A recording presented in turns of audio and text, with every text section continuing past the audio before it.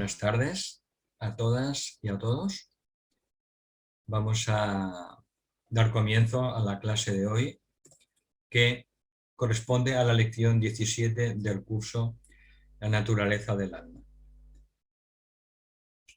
Habitualmente siempre pronunciamos el OM 3 veces antes de cada clase, porque de esa manera se produce un alineamiento y una limpieza de los 3 cuerpos inferiores.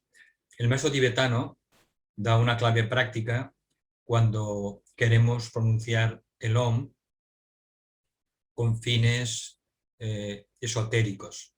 Él dice que el primer OM conviene pronunciarlo flojito, suave, flojito, para limpiar el cuerpo mental.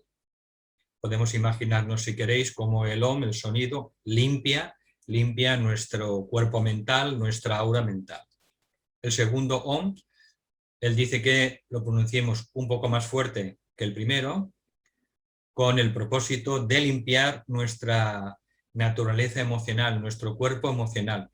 Y podemos visualizar cómo ese segundo OM limpia nuestro cuerpo emocional. Y finalmente, el tercer OM se tiene que practicar un poco más fuerte, pronunciar más fuerte que los anteriores, con el propósito o con la finalidad de limpiar nuestro cuerpo etérico y físico. Entonces, eso es lo que nos enseña el maestro tibetano en sus libros, sobre la pronunciación correcta de los 3 OMs. Bueno, hoy vamos a hablar sobre el quinto rayo y su relación con la evolución y la iniciación. Como sabéis, el quinto rayo es el rayo de la ciencia y conocimiento concreto, pero es muchísimo más, como veremos a lo largo de esta clase.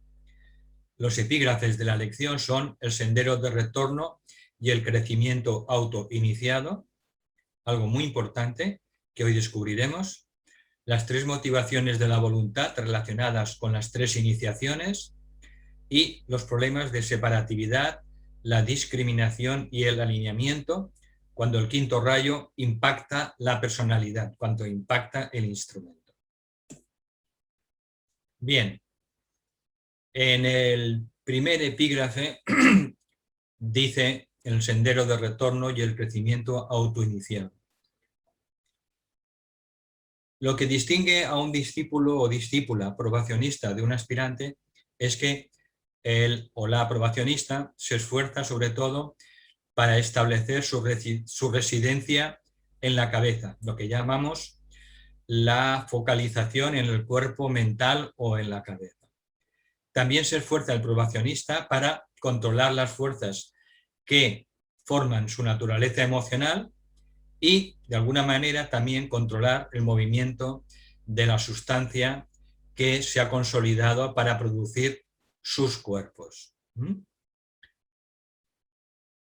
Dice que la evolución lleva siempre al probacionista a un ciclo de oportunidad que se repite periódicamente, situándolo de alguna manera prematuramente en medio de la necesidad de la situación. Este ciclos de oportunidad que, si los dejamos pasar, se repiten más adelante, siempre hay una nueva oportunidad, normalmente pues sitúa al probacionista en una situación pues complicada y que normalmente siempre es prematura y tiene que lidiar con ella. Entonces, el probacionista o la probacionista enfrenta esta triple tarea que acabamos de ver, de establecer la residencia en la mente, en el cuerpo mental, controlar las fuerzas del cuerpo emocional y controlar también la sustancia de los 3 cuerpos, incluido el físico, pues enfrenta esta tarea triple antes de comprenderla completamente. Y durante un cierto periodo de tiempo se ocupa de ella de modo inconsciente. No sabe lo que está tratando de realizar ni el por qué, sino que siente en su interior, sobre todo en la primera fase de la etapa probacionista, que tiene que hacer algo. Y en esta primera fase de la etapa de probacionismo, pues encontramos la fuerza de la propia evolución que lo impulsa en una dirección determinada, casi a pesar suyo. Y es cuando el probacionista, en esta primera fase, pues experimenta un gran dolor interno, un gran desgarro, porque en su interior hay esas dos luchas que existen entre el espíritu y la materia. Finalmente, la evolución le lleva al lugar donde el crecimiento consciente y el crecimiento autoiniciado se ven o se descubren como una posibilidad. Descubre el probacionista que puede crecer de manera consciente y que además puede iniciar ese crecimiento él mismo.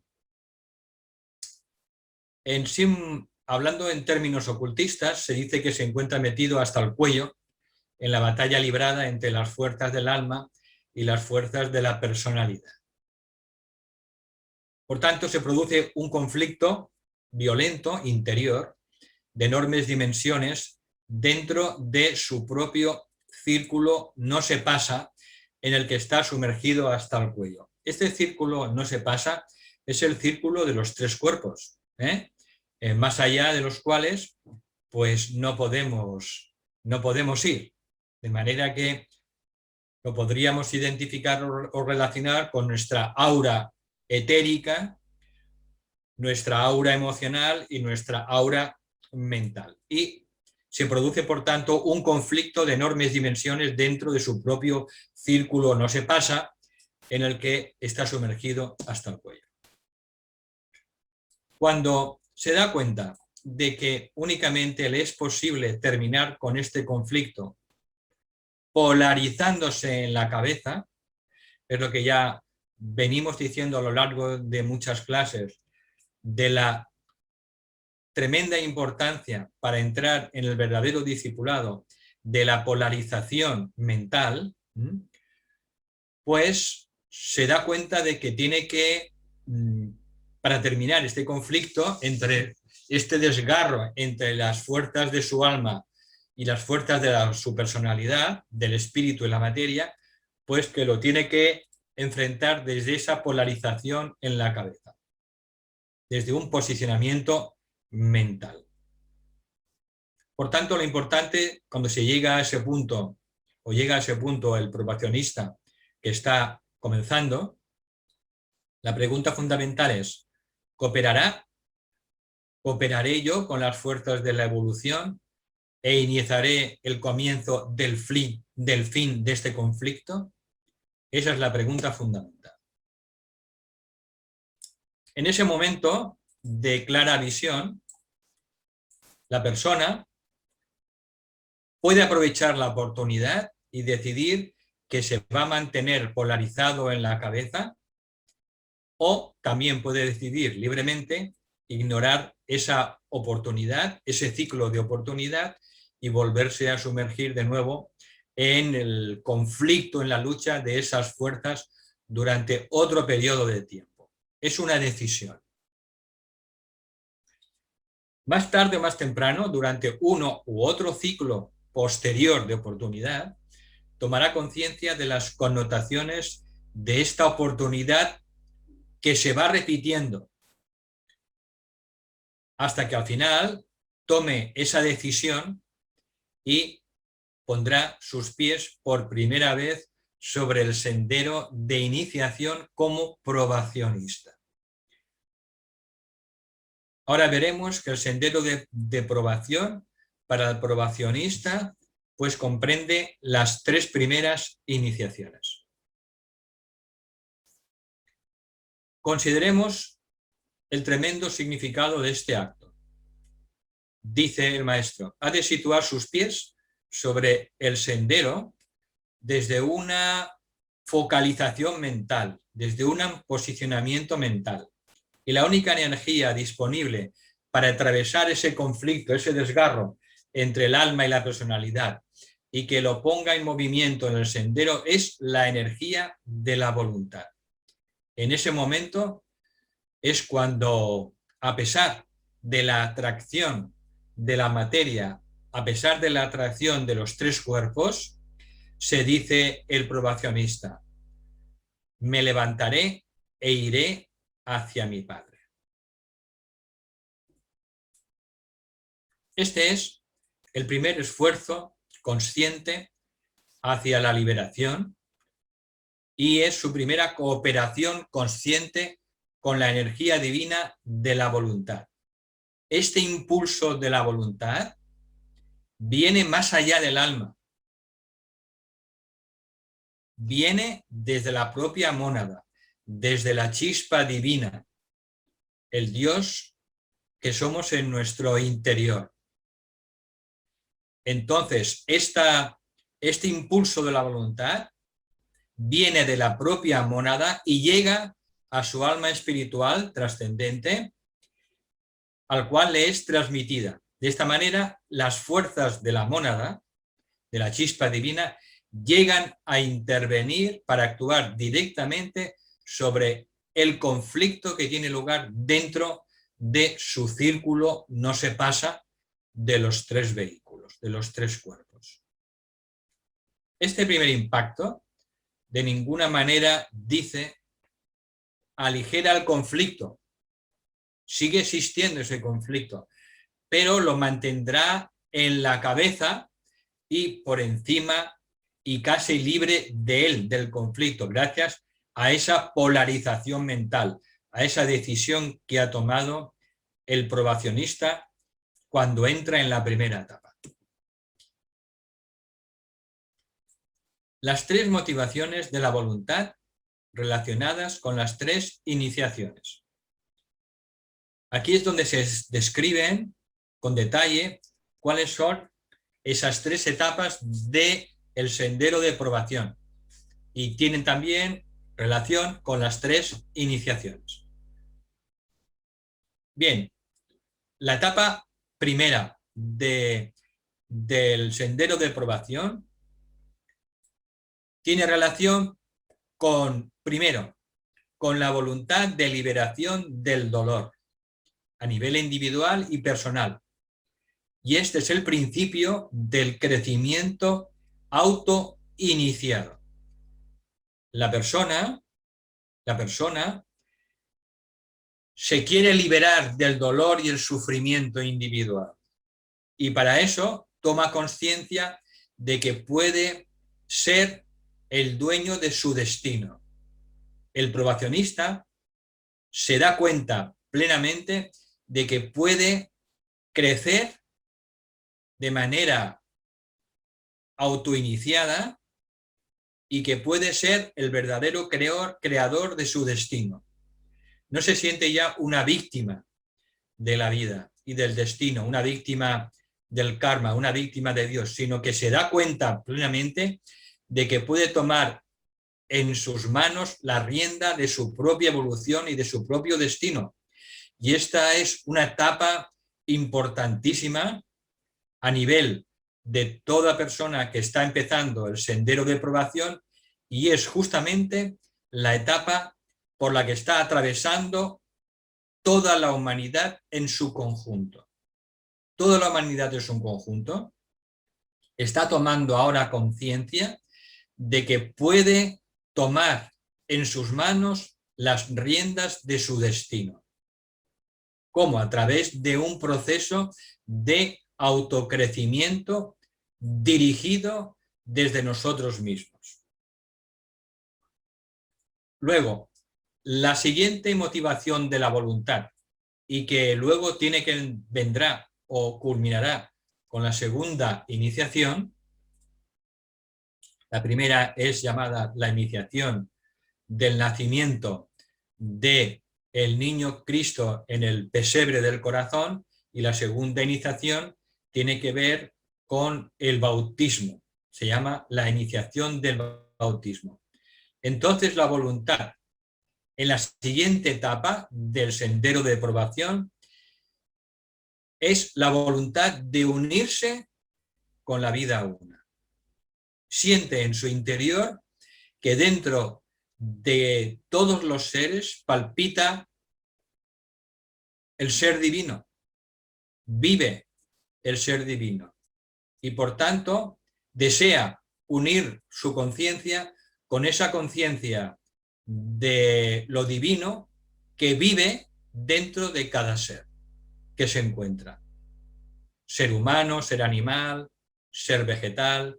Dentro de la vida y todos los seres se encuentra esa vida una, el uno, y por tanto, pues desea unir su conciencia con la vida una. Esto significa un avance importante hacia la siguiente etapa espiritual. Cuando esta etapa de la voluntad de unión con la vida una llega a su culminación, pues se alcanza la segunda iniciación del bautismo. Y luego, la tercera motivación de la voluntad es la siguiente y más elevada, y es la voluntad de liberar del dolor y el sufrimiento a la humanidad.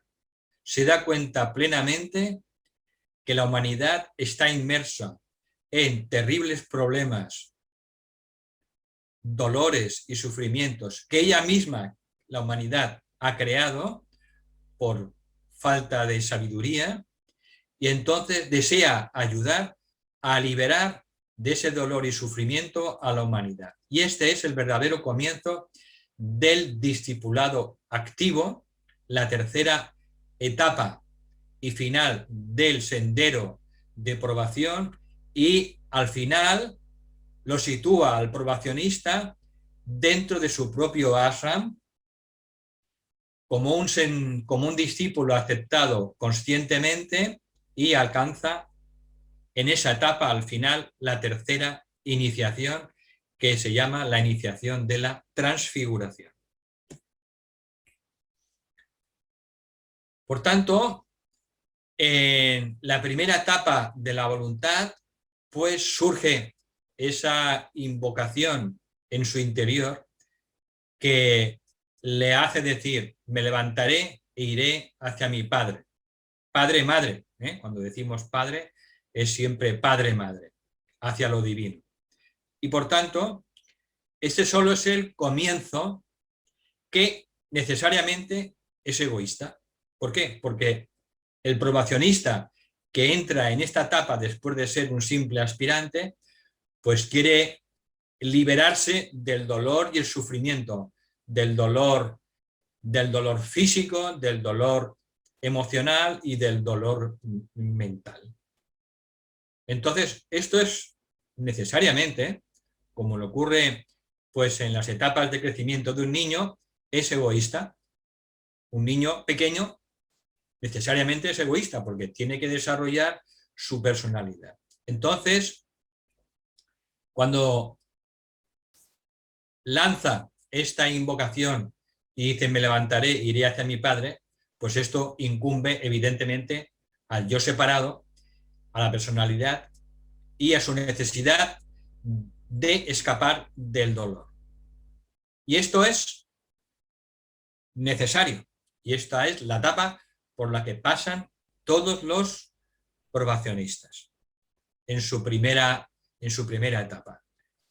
Dice que el conjunto de la humanidad del maestro está hoy en día acercándose a esta etapa, la etapa de tomar en sus manos su propio crecimiento autoiniciado y tomar las riendas de su destino a través esencialmente de la utilización creativa de la mente, del pensamiento.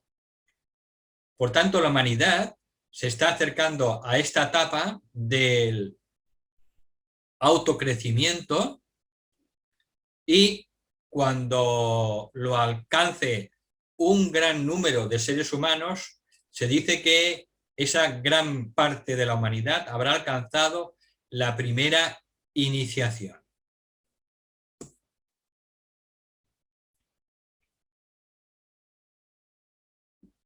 Por tanto, la humanidad se está acercando a ese momento de una experiencia repentina de clara visión, la humanidad individual y colectivamente pues está deseando liberarse del dolor y el sufrimiento. Y también va entendiendo que solo lo puede hacer a través de ese enfoque en la cabeza, de esa polarización mental.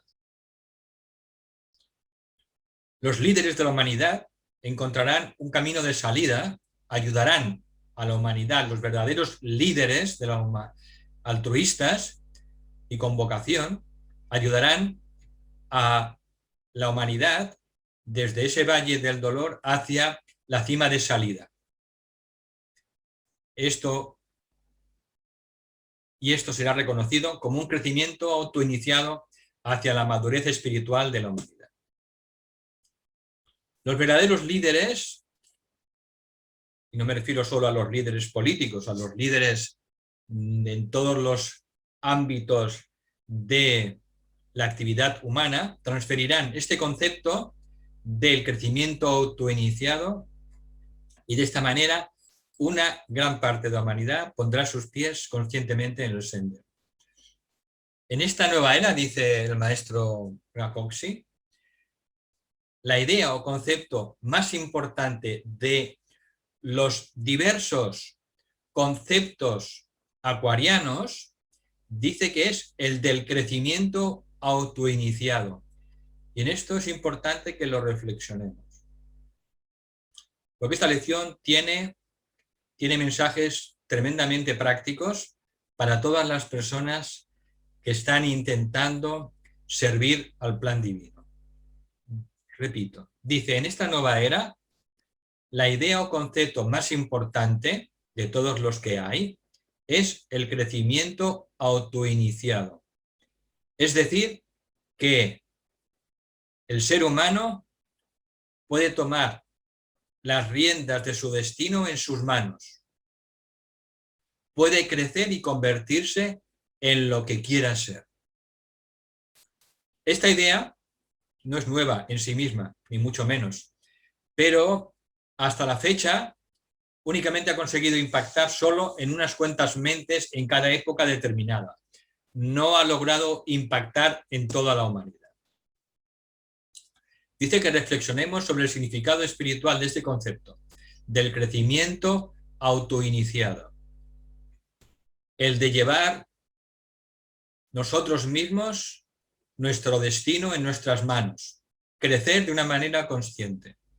Dice, considera sus muchas implicaciones y sus efectos sobre la humanidad. El ser humano normalmente crece porque existe una ley básica de la conciencia. Ya vimos las tres leyes en las primeras lecciones, las tres leyes divinas que rigen el proceso humano, que es la ley de evolución, la ley del renacimiento o la ley de reencarnación y la ley de causa y efecto o ley del karma. Por tanto, el ser humano está bajo esa ley básica de la evolución o la ley básica de la conciencia que le impulsa pues siempre a seguir adelante. Y en cada encarnación lo hace hacia el lado positivo de su naturaleza. Y dice el maestro, incluso en aquellas vidas en las que parece una persona malvada, inferior o miserable. Pero esta evolución, evidentemente, es un proceso lento, es como la subida a la montaña, dando vueltas y vueltas, pero es un camino siempre en espiral ascendente. Entonces, esta evolución es un proceso lento y largo, con el que el ser humano tiene muy poco que ver. Es un crecimiento, pues, de manera natural, lento, del que se encarga la propia ley de la evolución y la propia conciencia de cada ser humano.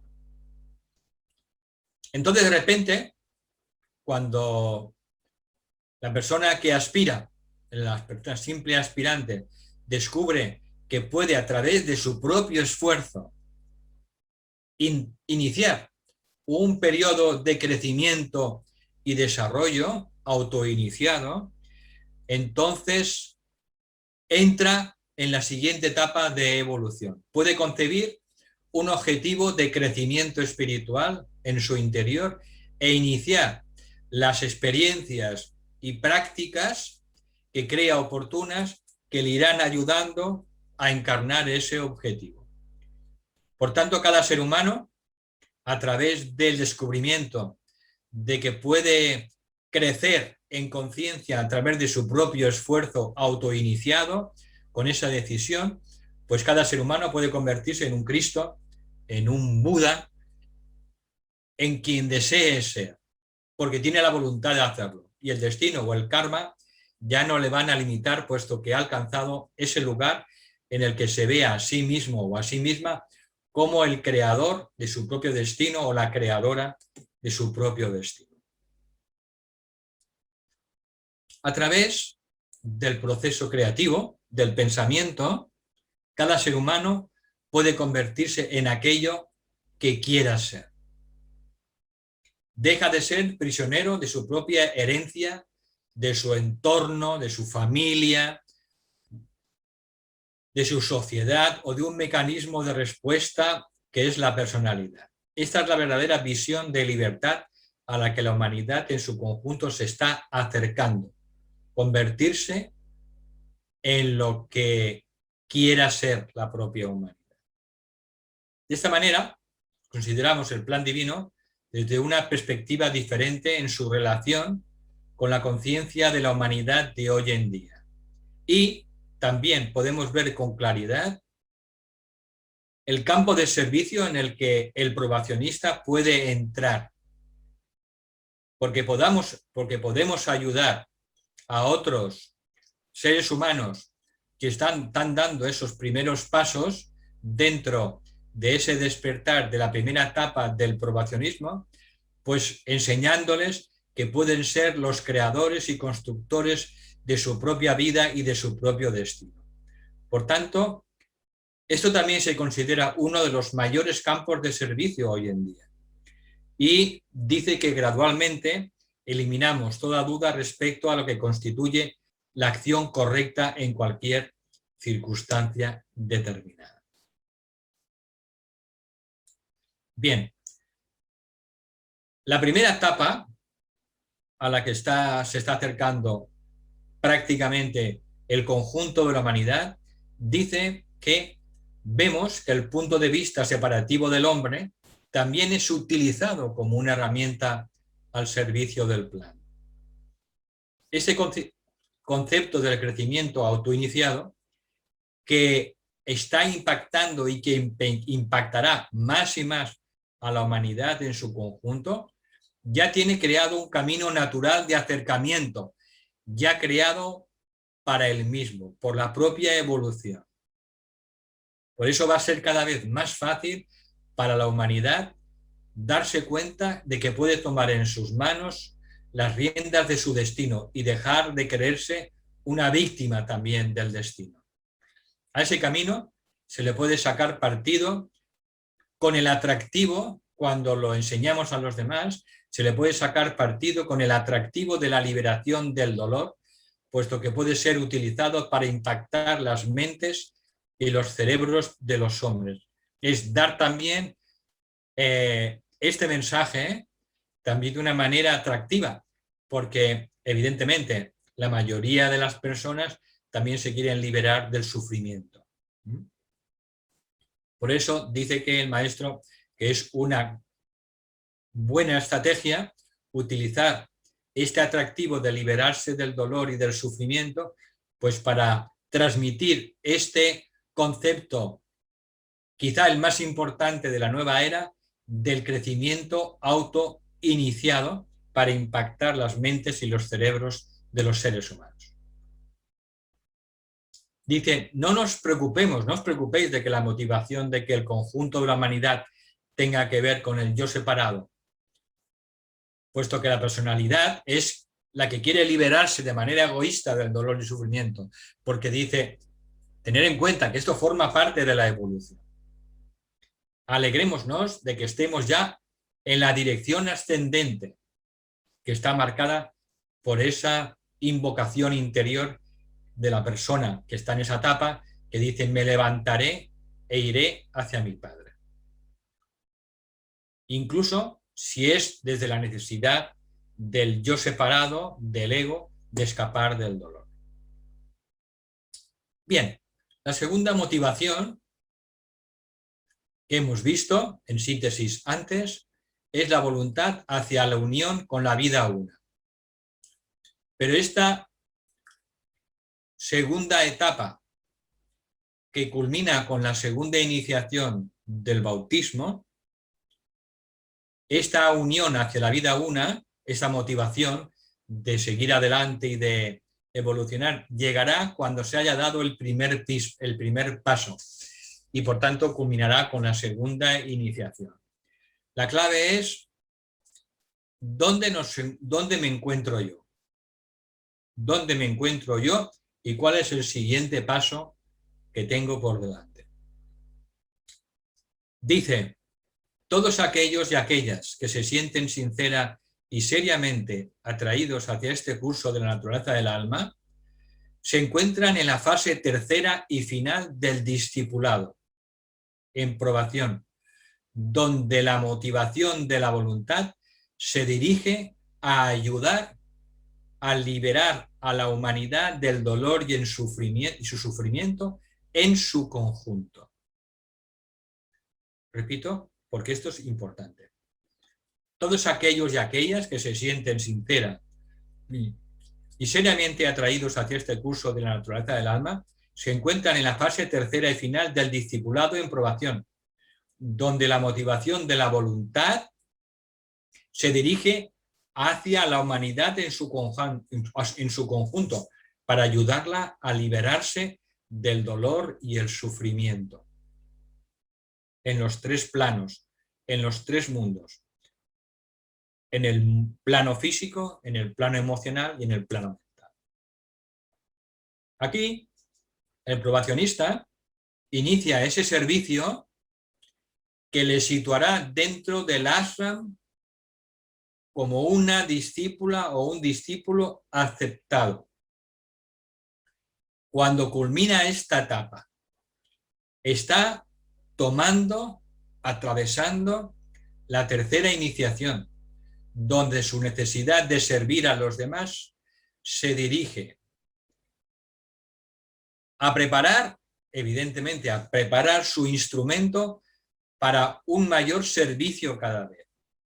Y también a su necesidad de servir a los demás se dirige a la contribución activa con la vida una a través de un vehículo todavía imperfecto, porque nuestra personalidad todavía es imperfecta y el servicio se tiene que realizar a través de un triple vehículo, una triple personalidad todavía imperfecta y llena de defectos. Por eso, nunca se puede caer en el espejismo de que no podemos ayudar a los demás, no podemos servir a los demás, no podemos servir al plan divino hasta que la personalidad esté mucho, mucho más perfecta. No, hay que hacerlo desde donde estamos, aceptando la imperfección de nuestra personalidad. Y ya llegamos al último epígrafe, que dice: los problemas de la separatividad, la discriminación y el alineamiento cuando el quinto rayo impacta el instrumento. Dice, es durante esta etapa de probación, que está regida por el quinto rayo de ciencia y conocimiento, es durante esta etapa que el probacionista trabaja conscientemente con el quinto rayo de conocimiento concreto y ciencia. Este trabajo consciente con el quinto rayo se refiere en la tercera etapa y última, antes de convertirse en una discípula o discípulo conscientemente aceptado en el ashram de un maestro. Dice, esta energía, el quinto rayo, le permite utilizar su mente y desarrollar ese conocimiento del plan con el que hará lo siguiente: discriminar entre lo real y lo irreal cada vez más, discriminar entre lo esencial y lo no esencial cada vez más, y discriminar entre lo importante y lo menos importante cada vez más. De manera que esta energía le permite desarrollar ese conocimiento del plan, porque no solo tiene que el probacionista en esta etapa tiene que intentar servir al plan, tiene también que intentar conocerlo.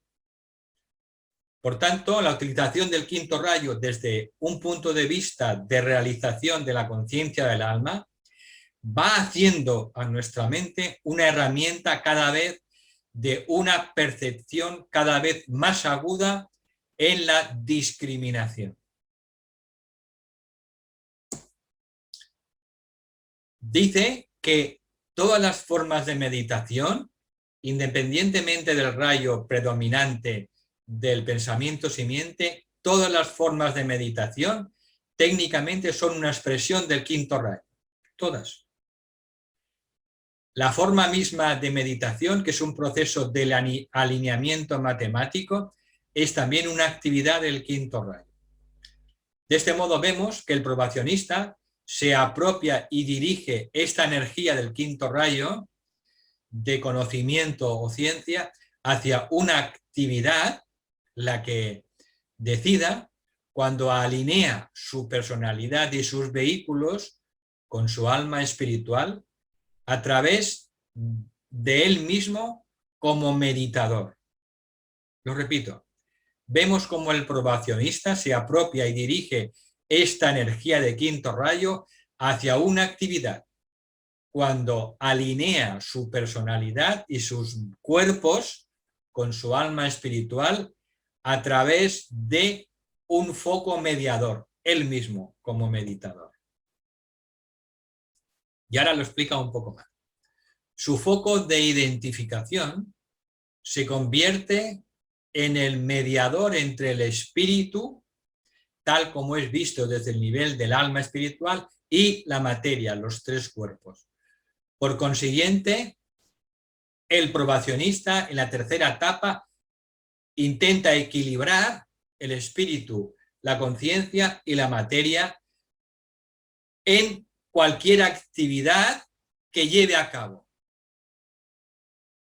Intenta equilibrar el espíritu, la conciencia o el alma y la materia desde su particular actividad de servicio. De este modo, la probacionista o el probacionista, ya lo sabemos, mantiene su residencia en la cabeza, preferentemente, como sabemos, en el centro Agna. Es la primera polarización en el que cuando se despierta el centro Agna asume el control de todos los centros inferiores. Luego, controla las fuerzas de su naturaleza astral y emocional, y el probacionista finalmente empieza a controlar en alguna medida el movimiento de la sustancia que se ha originado para formar sus tres cuerpos. Es ahora cuando el probacionista se da cuenta por completo de la necesidad de crear conscientemente las formas que sus energías tomarán para aparecer a la luz del día. Y hemos dicho muchas veces que todo probacionista en la última fase del sendero de probación, y todos los discípulos y discípulas son magos blancos que se dedican a crear formas, organizaciones, cualquier situación de acuerdo a lo que ellos entienden y sienten que es el plan divino. Por tanto, se da cuenta por completo de la necesidad de crear conscientemente las formas mentales, emocionales y físicas que sus energías tomarán para aparecer a la luz del día, es decir, para que sean visibles a los ojos de la humanidad, de los seres humanos, de su prójimo. Hasta este punto se ha sentido satisfecho de dejar que la evolución, su inconsciente, su entorno, sus vecinos, la sociedad y finalmente el plan divino como algo vago y desconocido, pues dictaran sus experiencias y por tanto la dirección de sus energías. Pero a partir de esta etapa se da cuenta de que no solamente debe subordinar su voluntad a la voluntad divina, sino que también tiene la obligación de averiguar la voluntad de Dios. Tenemos que conocer la voluntad de Dios. Como dice la gran invocación, la voluntad divina que los maestros conocen y sirven. Ellos se esforzaron por averiguar esa voluntad y finalmente el ser humano llega a conocer la voluntad divina. Hablamos de la voluntad del logos planetario, porque nunca perdamos de vista que todo lo tenemos que relacionar con nuestro logos, con el logos planetario en que vivimos, nos movemos y tenemos nuestro ser. Entonces, es su responsabilidad conocer el plan divino y cooperar con él con conciencia total y despierta de lo que está haciendo. Esto lo logra a medida que se va alineando con el espíritu como su alma espiritual trascendente y como la materia. Es el alineamiento que tiene que ir desarrollando todo probacionista en la tercera etapa. Alinearse tanto con el espíritu, con la mónada, con su alma espiritual trascendente o la conciencia y con la materia vista como la fuerza de la sustancia que hay dentro de sus vehículos, pero también en su entorno y también en sus experiencias. Y esto lo hace a través de él mismo como un foco mediador, como un foco meditador. Dice, crea una línea de energía desde su propia alma espiritual y a través de sí mismo como un foco en el cuerpo mental. Polarizado a nivel mental, crea una línea de energía que va desde su alma espiritual a través de sí mismo como un foco en el cuerpo mental y llega a cualquier forma, ya sea de sus cuerpos, de una situación o una experiencia que temporalmente a él le concierna, y de esta manera establece ese alineamiento entre el espíritu, la conciencia y la materia. Y esa materia expresada a través de sus propios cuerpos, una situación en su entorno o una experiencia. Así alcanza el conocimiento finalmente, alcanza el conocimiento y un entendimiento del propósito de esa forma. Toda forma de nuestros cuerpos, toda situación externa o toda experiencia tiene un propósito. Y por tanto, cuando logra ese alineamiento, se dice que el probacionista en la tercera etapa alcanza el conocimiento y el entendimiento del propósito de esa forma, cuerpo, de esa situación o de esa condición. Es lo que dice el maestro tibetano, llega al significado de lo que se encuentra el discípulo en su vida diaria. Y conforme medita, conociendo ese propósito de esa forma, es capaz de imprimir el propósito de esa forma en ella para cambiar su apariencia de acuerdo al plan divino. De manera que trabajando sobre esas formas es capaz de mejorar su apariencia, no solo de los cuerpos, sino sobre las situaciones externas, sobre sus propias experiencias, de acuerdo al plan divino. Y esto tiene que ver con el camino de la magia blanca, del que venimos hablando, y de la construcción de las formas en los tres niveles de acuerdo a los propósitos de Dios. A esto lo llama el maestro la alineación triangular de las formas. Y dice, ya con esto acabamos, utilizando esta técnica del quinto rayo de conocimiento o ciencia, pues practicando la alineación triangular de las formas, el probacionista aprende a crear su propio tiempo y espacio, que vimos en la lección anterior 16, en el que se explicaba que el probacionista, el discípulo, crea su propio tiempo y espacio y además contribuye a la vida una en el servicio de su plan y toma finalmente la tercera iniciación entrando en el ashram como un discípulo aceptado conscientemente.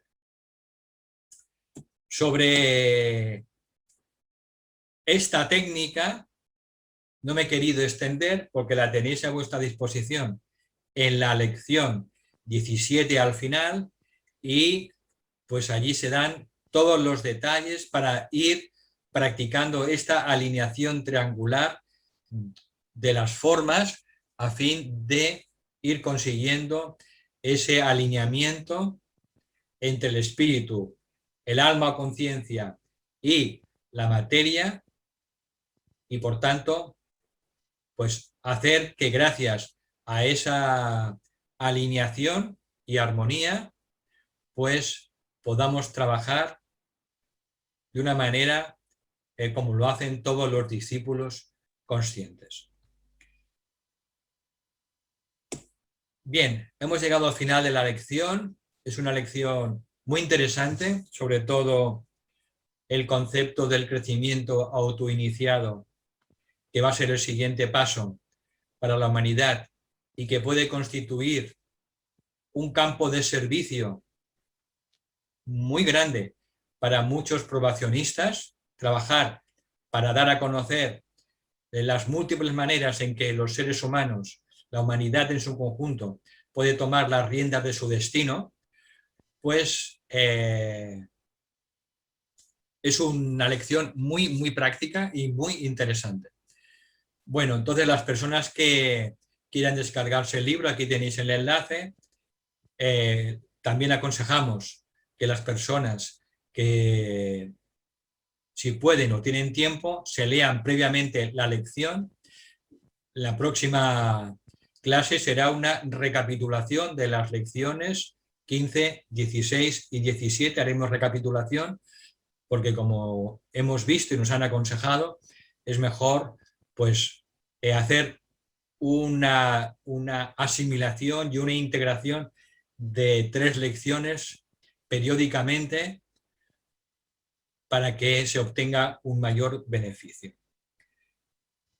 Por tanto, las personas que tengan interés pueden estudiarse de nuevo la lección 15, 16 y 17. Y doy las gracias, damos las gracias pues a todas las personas que están trabajando en este proyecto grupal y que está llevando a cabo pues el grupo del World Teacher Trust de Barcelona. Muchas gracias y ahora voy a dejar de compartir y doy la palabra a Rosa porque os va a dar en primer lugar alguna pequeña novedad. Buenas tardes a todas y a todos. En el chat os voy a poner el glosario de los conceptos de la naturaleza del alma, que ya los compañeros lo han finalizado y va a ser muy interesante para cuando estudiemos las lecciones, si hay algún concepto que no acabamos de entender, lo podáis comprender mejor. Os lo pongo en el chat. Os recuerdo a las personas que os envío por correo electrónico la documentación, que con el cuestionario y el PDF también os voy a enviar el glosario para que lo podáis acceder mejor.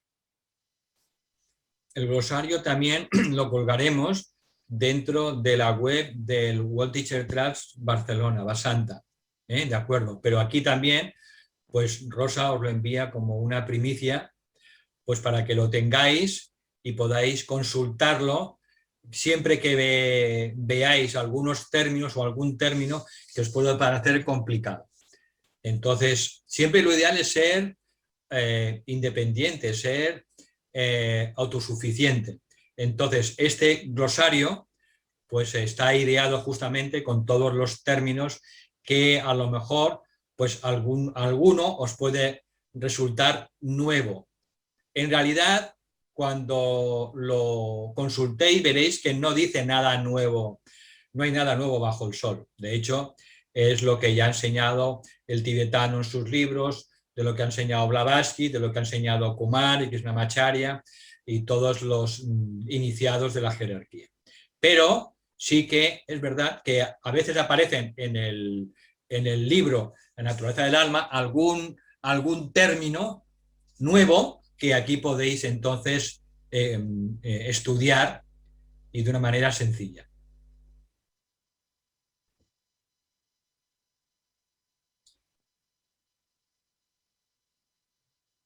Pues si os parece bien, iniciamos el turno de preguntas. Os acabo de permitir de que podáis abrir vuestros micrófonos para hacerle las preguntas a Valentín. Los que preferáis me lo podéis hacer por el chat.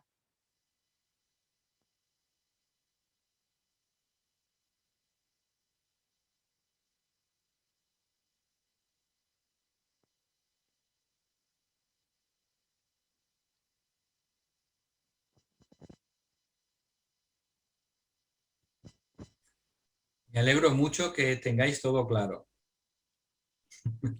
Valentín, una pregunta. Sobre el tema de las iniciaciones, la tercera iniciación es considerada la primera a nivel interno, ¿no? Si podrías explicar esto. Sí, vamos a ver.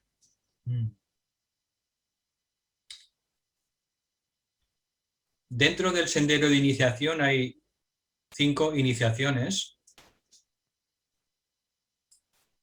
que simbólicamente están descritas en la vida mística de Jesús. La primera es el nacimiento del niño Jesús dentro del corazón, la primera. La segunda es la iniciación del bautismo. La tercera, la transfiguración, como le pasó a Jesús en el monte Tabor. La cuarta es la crucifixión y la quinta es la resurrección. Entonces,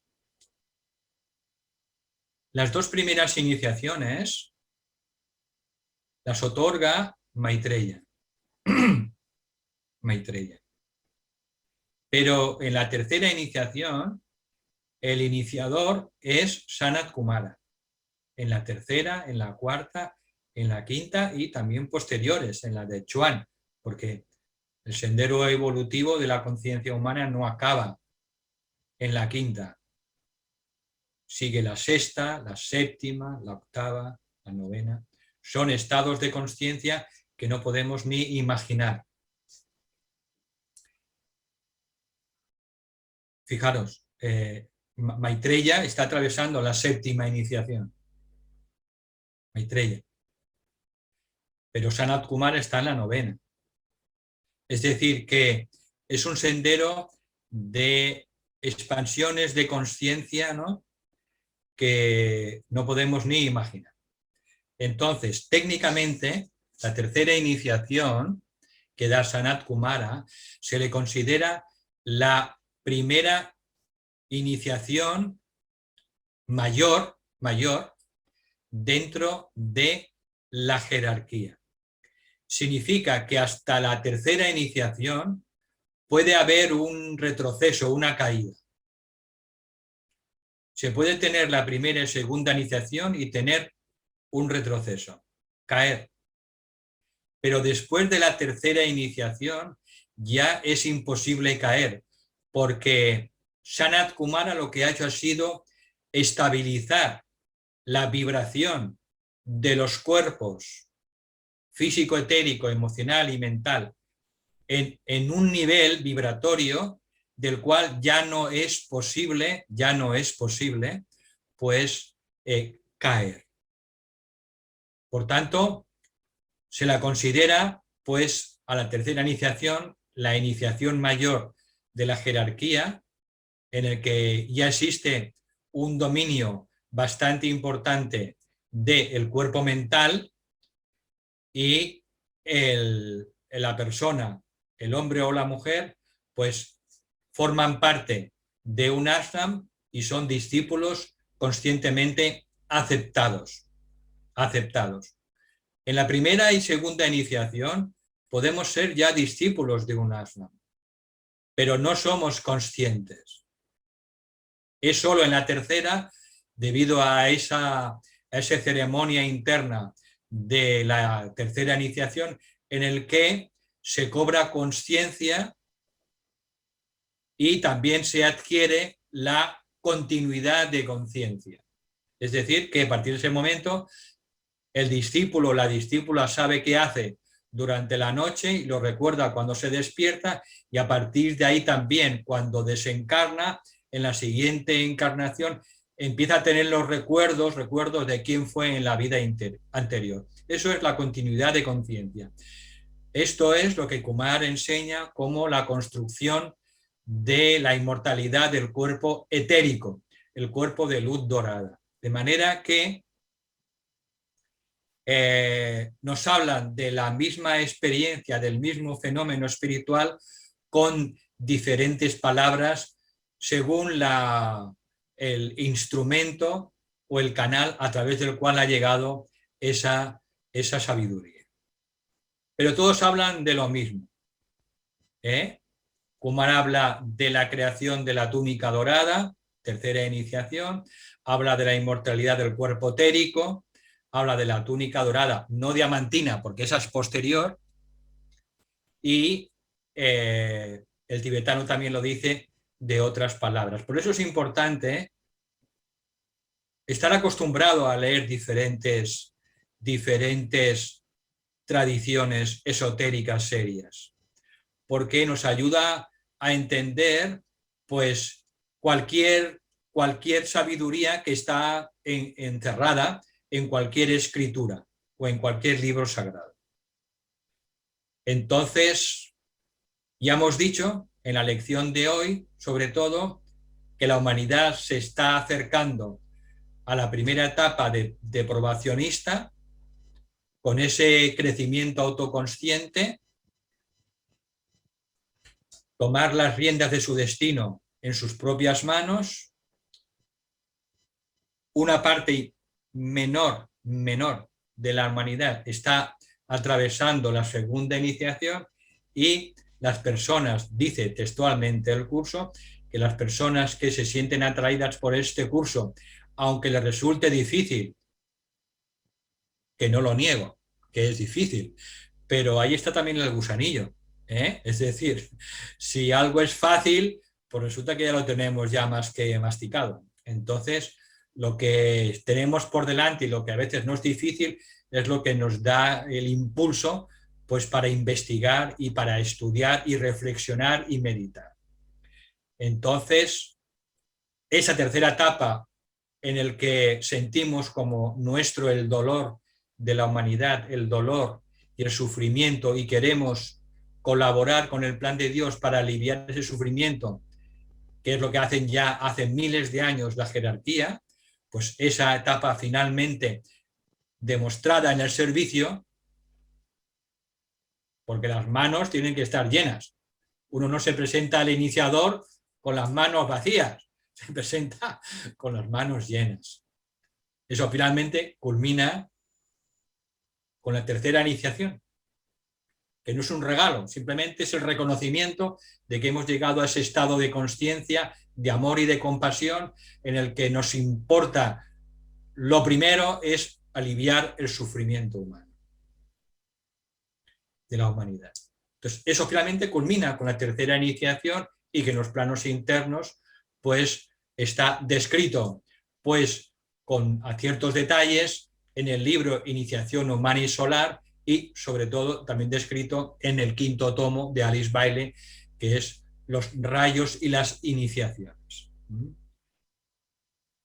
Así que eso es lo que puedo decir sobre la tercera iniciación.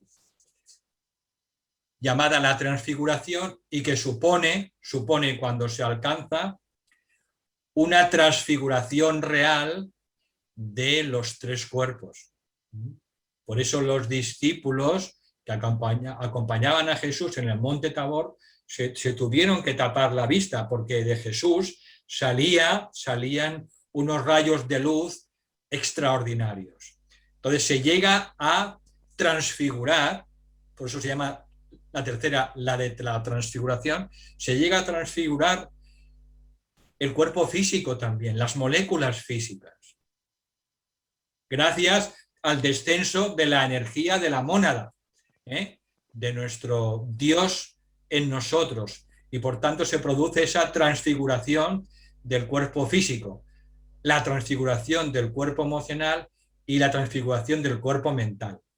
No su perfección, pero sí una gran transfiguración, a partir de lo cual, a partir de ahí, la discípula o el discípulo aceptado que ha tomado esa iniciación, pues en muy poco tiempo, en 1, 2, 3 vidas, puede alcanzar la maestría. Porque en el sendero del discipulado, pues la curva de evolución es prácticamente vertical, ascendente. En esta fase de la evolución, tercera, cuarta y quinta iniciación, intervienen sobre todo las energías de los signos cardinales, la cruz cardinal, de los signos cardinales, que efectúan o expresan sus energías a esa persona de una manera tremenda, porque las energías de la cruz cardinal están compuestas solo por los rayos del Padre, rayos masculinos. Ahí todo es fuego consumidor. Rayo primero sobre todo, rayo tercero, quinto y séptimo. Por tanto, en esas pocas vidas después de la tercera, pues el ser humano es sometido a un proceso ígneo en el que se queman rápidamente en esas 1, 2, 3 vidas esas impurezas y logra la cuarta iniciación, que se llama la iniciación del Arhat, y la quinta iniciación del adeptado. Por tanto, es un proceso hermoso, un proceso importante, un proceso instituido por Shambhala y la jerarquía hace 18 millones de años, que sigue permaneciendo el mismo, pero las circunstancias que tienen que atravesar las discípulas y los discípulos probacionistas, pues sí que han ido cambiando. Pero el sistema iniciático ha permanecido desde entonces igual. Pero sí que han cambiado las circunstancias y ahora se exigen cosas diferentes a los probacionistas que se les exigían en los siglos pasados.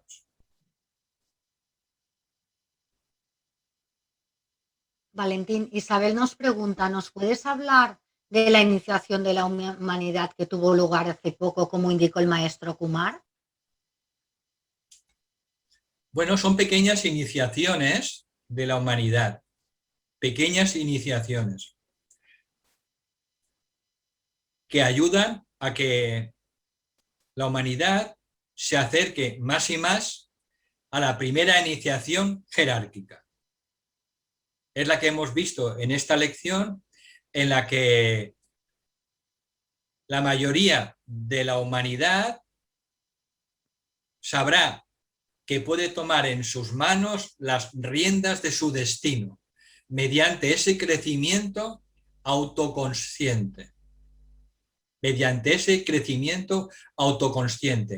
No se sentirá esa humanidad que es víctima del destino o víctima del karma o víctima de las estrellas o víctima de nadie, sino que tomará conciencia de que es la creadora de su propio destino y que cada ser humano puede convertirse en lo que desee. Eso todavía, evidentemente, no pasa. Solo tenemos que ver a nuestro alrededor.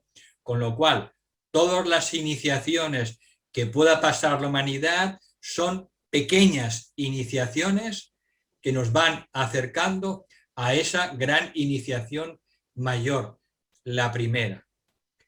En este proceso, evidentemente, el dolor y el sufrimiento está causando un gran despertar. Acordaros del enunciado del mantra de unificación, que el dolor traiga la debida recompensa de luz y amor. El dolor siempre trae una recompensa de luz y amor. Por tanto, la humanidad pues está atravesando en estos momentos un periodo de sufrimiento y de dolor porque hay muchas cosas a las que está apegada o creencias o ideas y que esto ya no le sirve. Y la única manera pues es pues, a través de Saturno. Saturno es el que nos da la oportunidad y de Plutón también para que veamos lo que tenemos nosotros en nuestro ser, en nuestra personalidad. Plutón nos está mostrando lo que llevamos dentro, la oscuridad. Por tanto, nos vamos acercando a esa primera iniciación que nadie sabe cuándo será a nivel global y todas las pequeñas expansiones de conciencia de las que habla Kumar y otros maestros, pues nos están ayudando a dar un pasito tras otro de acercamiento a esa gran iniciación planetaria. Otra pregunta, Valentín. Marta se pregunta, ¿cómo puede ser que aún siendo malvados en nuestras encarnaciones estemos en nuestra naturaleza positiva? No. Lo que dice el maestro Saint Germain es que, y también lo dice el maestro Seviví, en una de sus meditaciones esotéricas, ocultistas, acordaros cuando dice el maestro Seviví, acuérdate siempre de que quien peca es tu sombra, no eres tú. Peca tu sombra, tu personalidad, no eres tú. Entonces,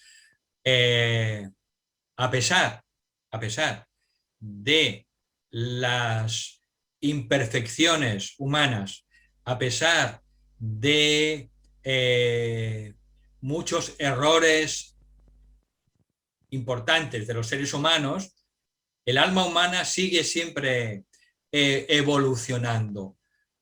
Evolucionará más lentamente o más rápidamente, pero en el plano, después de desencarnar el alma humana, en el Devacán, pues se queda todo lo que no le sirve al alma. Y en el plano mental, en el Devacán, perdón, en el Kama Loka, en el Devacán, en el mundo mental, el alma reflexiona y destila sobre las cosas buenas que había hecho. De manera que siempre el alma se lleva alguna cosa buena de cada encarnación. Aunque hayamos sido, pues, bueno, personas poco edificantes, dejémoslo así. Pero el tema hay que verlo desde el punto de vista de la evolución de la consciencia.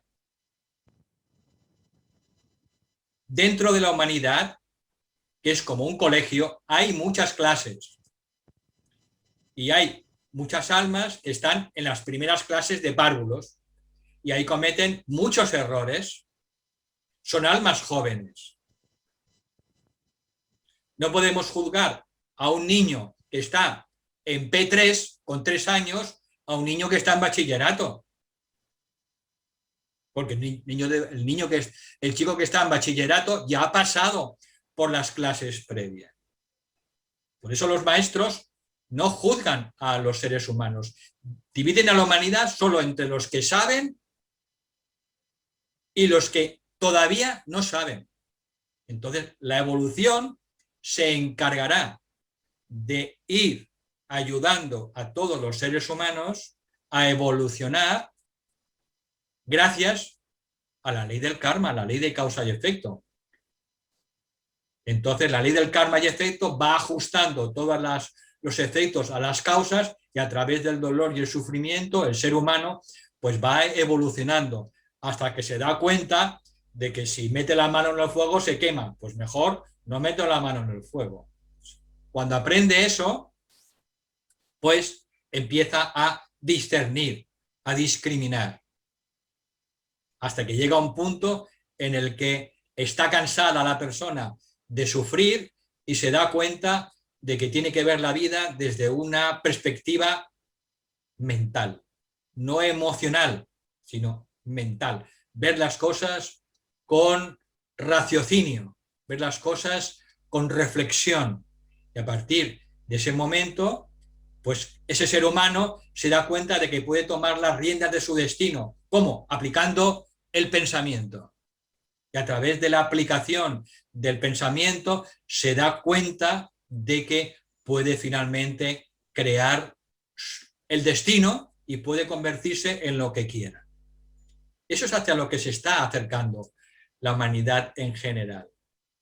Por eso he dicho antes que todavía nos falta tiempo, evidentemente. Nos falta tiempo. Pero el dolor y el sufrimiento pues nos está ayudando, nos está ayudando. Por tanto, hay que ver las cosas siempre desde la óptica, si podemos, más elevada, desde el punto de vista de las leyes divinas, que son solo amor y compasión. Entonces, la personalidad en sus primeras vidas, en su primer trayecto evolutivo, pues claro, la pifia constantemente y hace cosas, pues sí, malvadas, pero gracias a la ley del karma y del dolor que va a recibir en sus carnes, pues al final el alma encarnada se da cuenta de que no tiene que hacer muchas cosas. Así que todo está bien organizado, todo está bien dispuesto gracias a esa propia ley de la evolución.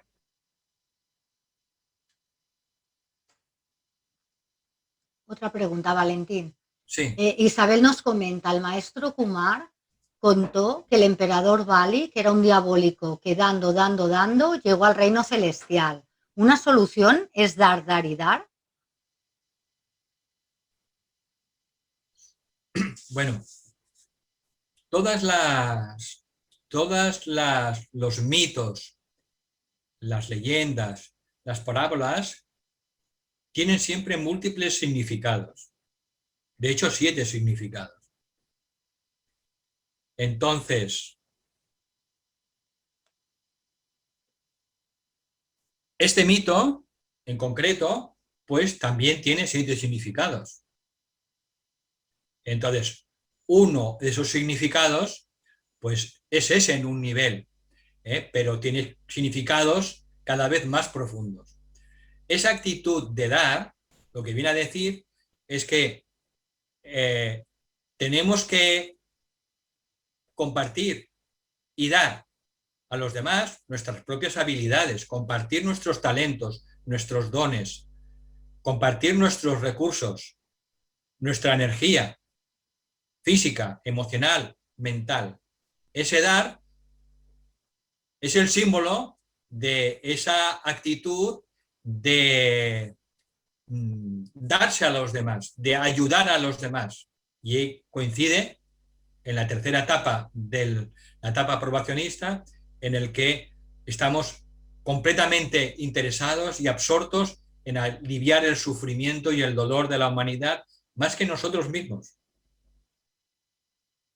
Entonces, hay que leer, por tanto, cada mito, pues, a través de nuestra propia reflexión. Pero entendamos que cada mito tiene 7 niveles de interpretación. Igual que cada escritura sagrada. Sea el Bhagavad Gita, sea la Biblia, hay 7 niveles de interpretación. Entonces, bueno, no nos quedemos simplemente con la primera interpretación que nos venga. Intentemos, pues, reflexionar y ver, pues, más niveles más profundos de cada mito.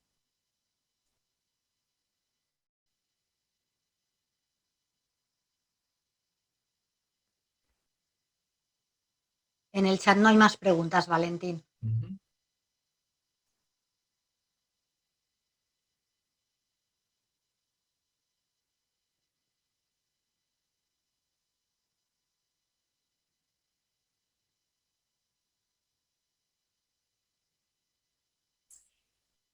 Bien, para terminar, pues voy a hacer una reflexión, porque en esta lección se dice algo tremendamente importante y es el paso que está dando la humanidad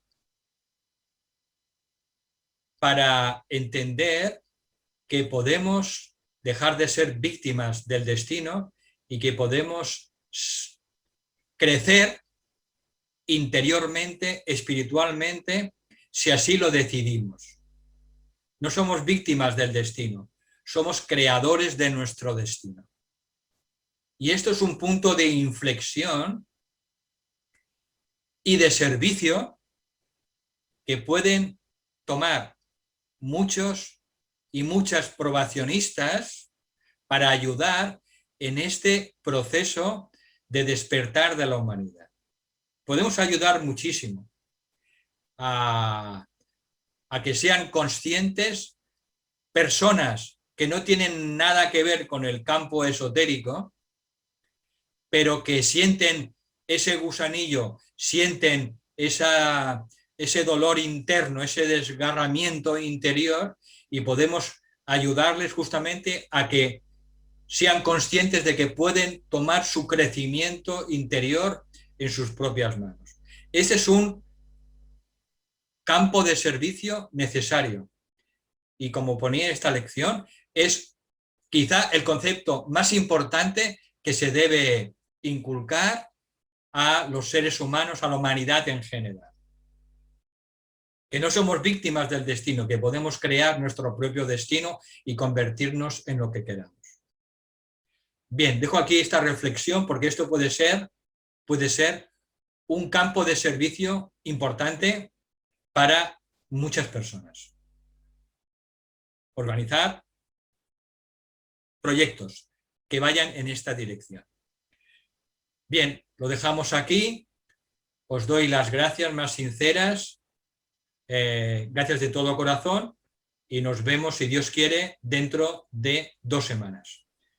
Muchas gracias de todo corazón. Cuidaros.